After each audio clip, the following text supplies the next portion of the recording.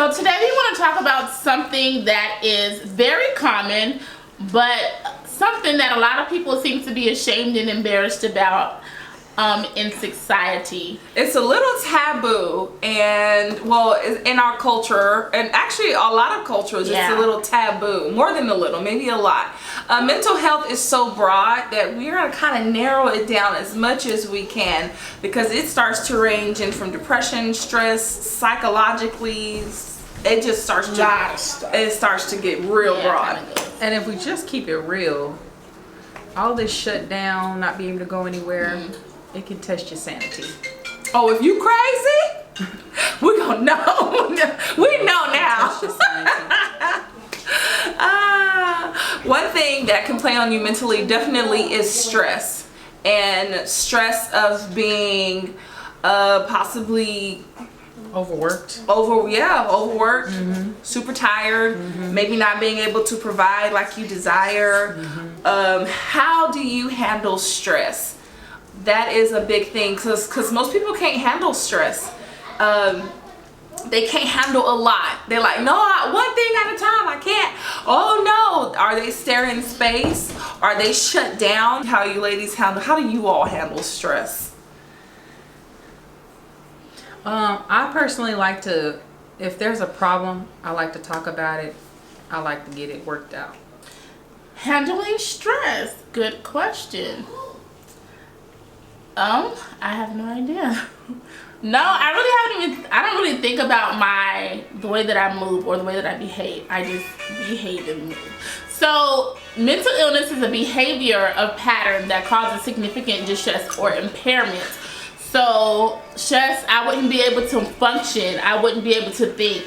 A lot of people, you think they're crazy and they cannot think. They have to have things a certain way. I know I'm laughing, I'm so sorry. They have to have things a certain way, or they just cannot operate and function. And that, it seems so common among a lot of people, but unfortunately this is a key factor of identifying mental illness. So handling stress, you can't handle stress. It's like, sometimes it's like anxiety. It just builds up and it builds up and it builds up until it affects the body. Like, it affects the body, and that's just, I mean, that actually makes me think about the video of the mom. Did y'all see the video of the mom? She said, I work, I clean, I this, I that. And she went to pour the trash on the son. Yeah. She had had enough. Yeah, she had had enough. I think she kept asking him to take out the trash. She had had enough. That was her breaking point. She couldn't take it no more. Yeah. Wow. So how is mental illness or mental health seen in society? Like, are there ways that you guys notice, like, hey, this place in society or in real life, this is actually mental health or related to or connected to mental health? I don't know, but I feel like just recently, I know you all know the Tamar Braxton incident. She tried to take her own life due to depression and stress and stuff. And I think sometimes when it happens to a celebrity, I feel like it comes on other platforms and people start saying, we need to talk about mental health. They start to shed some light, and then you see it for a few weeks, and then it disappears again. So I feel like it's not something that society has necessarily embraced, because I feel like it's so taboo that you know someone who's just with depression. How do you handle them? How do you handle them? How do you handle that friendship, that relationship, that connection, that associate, once you start to know, hey, mentally they're not there, or they have multiple personalities, or you don't know who you've been So talking to. so mental disorders are leading causes of the disability and ill health around the world, which affects 1 in people globally, which makes me think it affects 1 in people? 1 in 5 people globally. Oh, okay. So it makes me think of the homeless people. I don't know if you see homeless people walking around on the street. A lot of them tend to talk to themselves.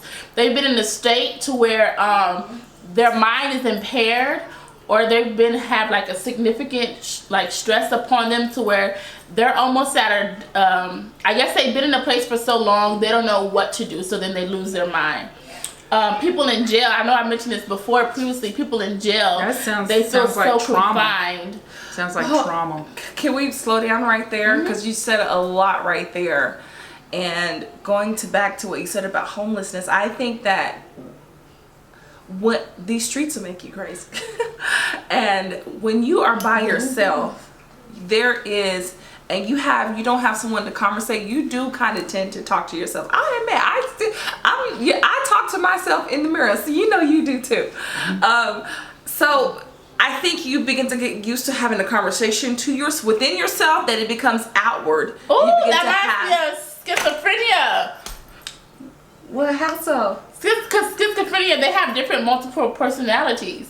So they're talking to like yourself, but each other. You're talking. Right. Okay. So I think that also deals with trauma as well. Right. Yeah. I agree, Lillian.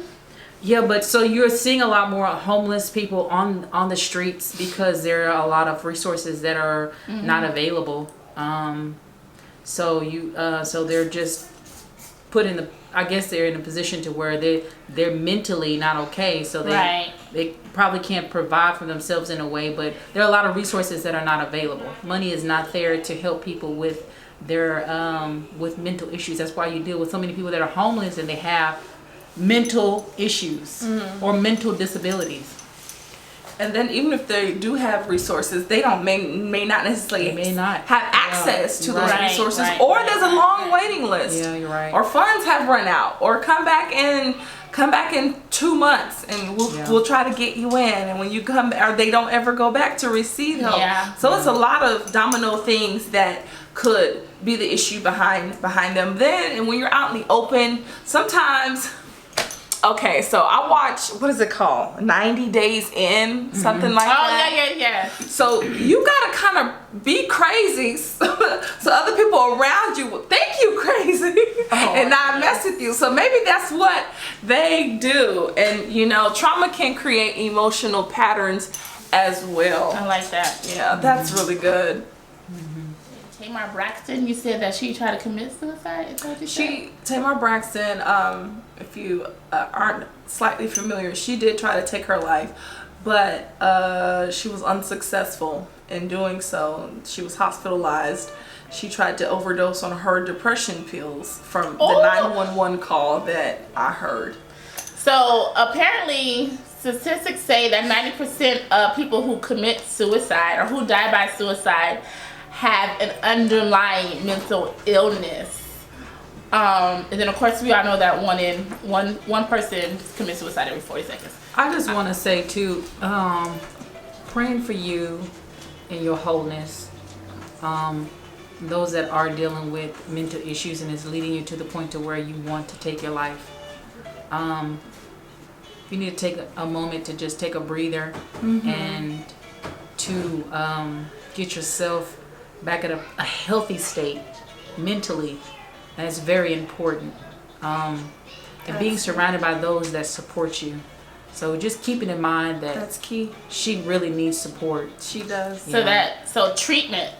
So I mean, even if some people don't have access to treatment. If you don't have access to treatment, it's important, it's imperative, it's indicative of you that you surround yourself with a good support system. As she just mentioned, that's why I think I just said that's important, that's relevant for you, that you have people who support you, and then you have people who say, you know what, girls, this guy is time to snap out of it.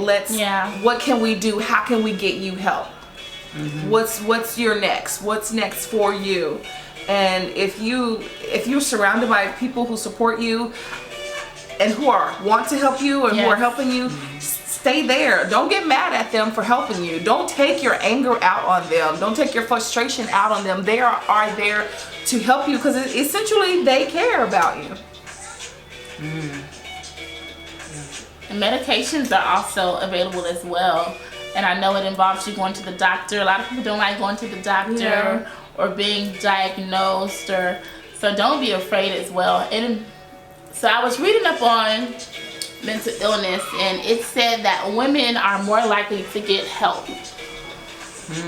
for mental health illnesses. So my question to you ladies would be, why is that? Why do you think that women are more likely to get help for their mental illness versus a man? Is it the ego of a man, or maybe men internalize and women are more expressive? That could be a reality. Because like you said, it can deal with their masculinity. They may not want to appear weakened or weak, or what may be considered weak. Yeah. How about you? Yeah.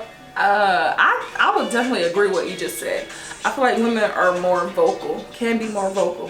Men can too, but I think on the male side, it may be like a form of weakness. Or you're not as masculine if you have a mental issue, but it's perfectly okay. If something is there's this proverb that says, be transformed by the renewing of your mind. Sometimes you got to change your appetite mentally, right? What is it that you're mentally eating? What is it that you are absorbing yourself with? What is your brain sponging up? What are you feeding yourself? If you're feeding yourself a bunch of negativity, say if you're a celebrity and you're reading all the comments that people are saying about you, that will make you sick. And it will stress you out, and it'll put you in a bad mental space. Right. Oh, I love that. That makes me think of this other thing. It says, think on these things that are good, that are just of good report. Lovely. Think on things that are lovely, things that are beautiful, because essentially what you put in your mind and here begins to paint pictures for your whole body, and it begins to translate from your whole body to your soul. And essentially if you begin to feed darkness breeds darkness, light breeds light. So if you want to kind of start changing your mind, change the appetite of what you eat and put it in your mind. And go ahead. I was gonna say, Lillian had said something about mastering your emotions. Lillian, can you kind of give us more on mastering our emotions? Just mastering your emotions, not allowing your emotions to take control of your reactions, of your communicating with other people. If you always frustrated, you're always confused, you're always over a period of time, that's just, to me, that's just going to escalate. Right. It's going to increase. Wear you down. Yeah. Wear you down. Yeah. So I could imagine, like, even someone that may be in TV and they have a certain character. Over a period of time, that character, I would assume that a character is going to become you. Right. Playing the part. Yeah, because you make a habit of being a certain, playing a role. Yeah, being a certain character. So that's it's just good. That's good, because you know what? You can lose sight of your reality. Yeah, you can lose sight of your reality. I love that. I don't know what that's called when it comes to acting, but there are actors, they actually get into the role before they actually have the role. I don't know what that's called, but it is actually a process. So,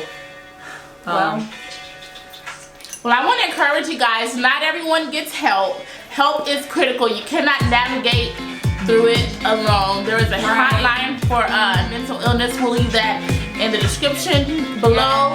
But you guys, we're so grateful that you have decided to tune in once again to